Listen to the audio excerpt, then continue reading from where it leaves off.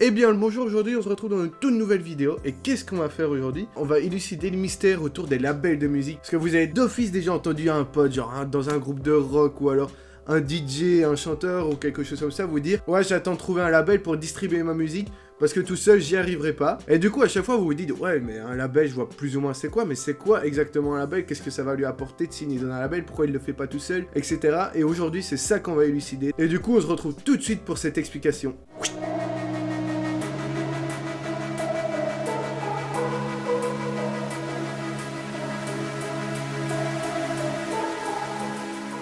Je tiens juste à dire que toute la suite de la vidéo, elle a été faite en partenariat avec Yanné, Evernest, Art et Black Sheep. Les 4 artistes là m'ont aidé à répondre aux questions que j'avais, et vu qu'eux ont déjà eu des rapports avec des labels ou alors sont sur des labels, ils savaient très bien comment y répondre, donc tiens à les remercier. D'ailleurs tous leurs liens Insta seront dans la description, allez les suivre, allez leur donner de la force, c'est tous des gars super, donc allez leur donner de la force, les liens sont dans la description, oubliez pas. Du coup commençons. Un label ça veut dire quoi? Donc en anglais ça se dit label, mais la traduction en français ça veut dire étiquette, et donc le label c'est comme si c'était une marque qui mettait une étiquette à votre musique. Par exemple on va prendre un label Universal qui va sortir une musique, je sais pas moi, de The Weeknd, je sais pas s'il est chez Universal. T'imagines Universal qui sort une musique de The Weeknd, ça sera The Weeknd avec la petite étiquette du label en dessous, Universal en soi. Du coup, maintenant qu'on a parlé de étiquettes qui sont accrochées à un son, vous allez vous demander, mais comment on fait pour accrocher cette étiquette? Donc comment on fait pour avoir un label associé avec notre son? Eh bien, plus t'es un petit artiste, plus c'est toi qui devras chercher un label et donc rentrer en contact avec eux, défendre ton projet pour le signer sur ce label. Faut bien se rendre compte que tu peux pas signer sur n'importe quel label. Donc par exemple, si t'es, on va dire, un DJ qui fait de la techno, tu vas pas aller signer sur un label, lui sort des musiques de groupe de rock quoi. Du coup ça tu dois bien le renseigner, tu dois bien regarder que ta musique peut correspondre au label, au style de musique qui sort sur le label.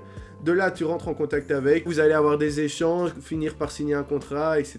Et donc c'est comme ça que tu peux trouver un label. Mais aussi de nos jours on a de la chance, c'est parce que avec les réseaux sociaux, avec TikTok par exemple, c'est un grand exemple de la musique, il y a vraiment moyen de te faire remarquer et de te faire repérer par un label qui eux t'enverront un petit message, que ça soit sur tes réseaux ou sur ton mail, pour te signaler qu'ils sont intéressés par ton projet. Mais attention, il faut bien se rendre compte aussi que tu vas avoir de la concurrence, tu vas pas être le seul à demander au label, même si c'est un petit label, il y aura d'office d'autres personnes qui vont demander en même temps que toi. Du coup, t'as beau être très talentueux, mais avoir seulement 200 personnes qui te suivent, et être en concurrence avec quelqu'un d'un peu moins talentueux que toi, mais qui lui a 20 000 fans, malheureusement, ça sera la personne qui a 20 000 fans qui sera prise. Pourquoi? Parce qu'au moins, ils seront sûrs des ventes, ils sauront que s'il sort quelque chose, il y aura au moins 20 000 personnes qui vont l'acheter, tandis que toi, avec tes 200 fans, ils sont sûrs de rien, et du coup c'est pour ça qu'ils vont choisir ceux qui ont le plus de fans, parce que déjà de 1, niveau des ventes, ça va rapporter plus. Et eux, niveau, on va dire, connaissance du label, ça va leur apporter de la notoriété. Mais après, il y en a beaucoup qui se disent: ouais, si j'ai un label, ça peut être trop bien, je vais faire des millions de vues et devenir une star directement, ça va être trop facile. Mais en fait, non, faut te retirer ça de la tête, parce que le label, il va juste t'aider dans tes projets, mais c'est pas lui qui va faire de toi ce que tu vas devenir. Tu dois continuer à travailler.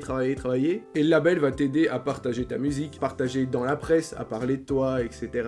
À le partager plus dans le monde entier qu'on va dire ici la Belgique, la France. Ça ira beaucoup plus loin que ça ira genre aux États-Unis, etc. Le label va aussi t'aider à avoir des bookings. Donc, des bookings, c'est en soi à faire des concerts et à te faire connaître et à avoir un plus grand nombre de gens qui savent que tu existes et du coup qui suivent tes projets, qui vont acheter tes projets, parce que ça reste du marketing. Le but c'est qu'à chaque fois que tu sors quelque chose, c'est que les gens achètent de plus en plus et développer ton projet comme ça. Mais du coup tu dois dire: ouais, mais moi je voulais trouver un label et faire des millions de vues, du coup il sert à quoi le label? Comme je viens de vous expliquer, le label il va t'aider à investir dans tes projets. Donc par exemple, tu as une musique qui sort sur leur label, tu dis: ouais, j'ai un projet de clip, est-ce que vous pouvez m'aider pour le tourner, pour investir dedans, etc. Là ils vont te suivre parce que la musique sera sur leur label et un clip c'est bonus aussi pour eux, du coup ils vont t'aider là-dedans. Evernest aussi qui m'avait dit que lui, quand il a trouvé son premier label, avant tout ce qu'ils ont fait, c'est trier tout son projet dans la totalité, que ce soit les illustrations, que ce soit les musiques, que ça soit la direction dans laquelle il veut aller. Et du coup quand il est arrivé, ils ont tout retravaillé ce qui est artistique, ils ont trié les prochaines sorties qu'il allait faire, parce que s'il allait sortir une musique techno puis la suivante hardstyle, ça ne suit pas le même truc. Du coup ils ont trié pour lui faire une ligne bien directrice et remettre tout en ordre. Donc ça c'est ce que le label lui avait fait, et après ils l'ont aidé à sortir la musique, etc. Mais avant tout ils l'ont aidé à se mettre une grosse ligne directrice, et comme ça il savait dans quelle direction il allait pas n'importe où.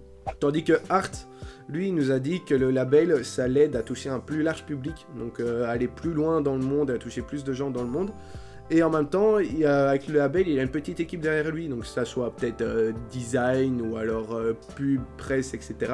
Et ben grâce à son label, ben, il a une petite équipe derrière lui, et lui c'est ça qu'il aime bien dans le label, parce qu'il dit partager sa musique, il sait le faire, enfin comme tout le monde, partager votre musique, vous savez le faire, maintenant il y a des logiciels, des sites web qui sont là pour partager, du coup ben ça entre guillemets, tout le monde saurait le faire, mais le label va servir avec tous les contacts qu'il a à le partager sur une radio en Belgique, à partager sur une radio en France, puis un contact français va contacter quelqu'un en Angleterre, l'Angleterre va contacter quelqu'un, on va dire à New York, et c'est comme ça, ainsi de suite. Avec tous les contacts des labels, et ben, ta musique va se retrouver un peu dans des radios dans le monde entier, on va dire. Ce que tu sais pas faire tout seul, parce que tu peux te faire des contacts tout seul, mais tu auras moins d'influence, on va dire. Allez, si Universal, donc ça c'est un label, très très gros label, contacte une radio en disant ouais, on a une musique pour vous, vous pouvez la passer. Ben, la radio va se dire bah Universal, ils ont déjà produit plein d'artistes, donc bah oui, d'office, on va te dire oui, prends-la, tandis que si c'est toi, on va dire t'as un petit nouveau, t'as ta musique, elle est trop bien, ta musique en soi, elle est pas nulle. Mais tu vas contacter la radio, elle va réfléchir, elle va contacter d'autres gens pour voir si ça passe pas. Et puis, une fois qu'ils vont dire oui, on va dire, ça va s'arrêter là. Par contre, il y a des inconvénients aussi d'être sur un label, il n'y a pas que des points positifs, donc les inconvénients, c'est genre, t'arrives sur un label, tu sors 1, 2, 3 musiques, puis après t'es en studio, tu te fais une musique et tu dis putain, ça c'est le hit, je le sens, ça va être le hit de l'année. T'arrives dans ton label, tu leur dis ouais, j'ai produit un nouveau truc, je suis sûr ça va marcher. Et là ils te disent ouais non, on veut pas le sortir, ça convient pas, donc on le sort pas. Et là à ce moment-là, il va y avoir un petit hic dans le truc parce que toi t'es sûr que c'est un hit, eux ils veulent pas le sortir, du coup tu vas devoir choisir. Souvent il y en a qui le sortent en free download, donc free download c'est genre toi qui es indépendant aussi et que t'as aucun revenu dessus, même si t'es sûr ça va être un hit, tu peux le sortir comme ça, ou alors tu changes de label, mais ça va être compliqué de refaire les contrats, etc. Du coup ben quand t'es sur un label, c'est toi qui produis, mais c'est pas toi qui as le dernier mot, et c'est peut-être ça qui est un peu chiant aussi d'être sur un label. Et il faut pas oublier aussi que les labels, même s'ils t'aident à partager donc tes projets, etc., ils prennent toujours un petit pourcentage de tes revenus. En même temps, tu vas me dire, c'est normal, il faut bien qu'ils se récompensent de ce qu'ils ont fait. Mais faut pas oublier ça, c'est que quand t'es tout seul, t'as les 100% de tes revenus, sauf s'il y a des personnes qui t'aident, mais ça dépend de toi. Et quand t'es sur un label, c'est le label qui gère plus ou moins tous les revenus qu'il va avoir. La chose la plus compliquée, qui est plus compliquée pour tout le monde, c'est de faire une visibilité. Donc tu dois trouver un projet ou quelque chose comme ça qui te permet d'avoir beaucoup de visibilité pour quand tu sortes ta musique, il y a les gens qui sont là pour l'écouter. Demain, toi, derrière ton écran, tu dis je vais faire une musique, tu la mets sur toutes les plateformes, tu la mets sur les réseaux. C'est pas pour ça que ça va marcher, parce que c'est pas parce qu'elle est sur les réseaux que tout le monde du réseau va la voir, c'est pas parce qu'elle est sur les plateformes que tout le monde va l'écouter, il faudra réussir à la référencer grâce à des contacts, etc. Et donc ça, c'est plus compliqué quand on est tout seul. Et donc on va dire la seule réelle force d'un label, c'est que ça va te permettre de la distribuer au monde entier, de te faire des contacts pour distribuer ta musique à un plus grand public. Mais heureusement, on est en 2021, et donc comme je l'ai dit 15 fois dans la vidéo, il y a les réseaux sociaux qui sont là. Et les réseaux sociaux peuvent être clairement une belle alternative au label, parce que si t'as une belle communauté qui te suit derrière toi, t'as pas besoin de label, parce que la communauté va t'aider à partager tout ce que tu veux partager, que ce soit ton nouvel album, ton nouvel EP, un nouveau hit, etc. Ça, c'est ta communauté qui va réussir, mais avant tout, faut te faire une communauté, et c'est ça le plus compliqué qu'il faut se dire si on n'a pas de label, c'est de se faire sa communauté. Et Evernest, lui, il me disait qu'il a une alternative au label, c'est que lui, il est dans une maison d'édition, donc la maison d'édition ne s'occupe pas du tout, elle a aucun droit sur la musique, donc si tu veux sortir un truc, tu sors le truc, ils s'en foutent, ils sont juste là pour gérer tout ce qui est contrat, pour s'assurer que personne n'utilise ta musique à son propre nom, personne n'utilise tes sons à leur propre nom, c'est plus une question de droit, la maison d'édition, qu'un label va gérer clairement ton projet. La maison d'édition gère juste les droits par rapport à ton projet, et le label gère tout ton projet dans l'ensemble en soi. Donc ça peut être une belle alternative, après, il faut aussi trouver une maison d'édition. Et pour terminer, Evernest tenait vraiment à alerter donc tous les jeunes artistes qui nous regardent, ou les futurs jeunes artistes qui nous regardent ici, que c'est pas parce que t'as un label qu'il faut arrêter de travailler, parce que lui, il a été label manager, et il a eu aussi des gens qui sont arrivés en mode ouais, c'est bon, j'ai un label, je fais plus rien et ça va marcher. Non, faut que vous retirez ça de la tête. Le jeu, il est pas terminé quand vous arrivez dans le label, c'est seulement une nouvelle étape, et du coup, faut continuer à bien travailler si tu veux devenir quelqu'un qui passe dans le monde entier, etc. Donc ça, faut bien que vous retenez, c'est que le label, c'est pas la fin du jeu.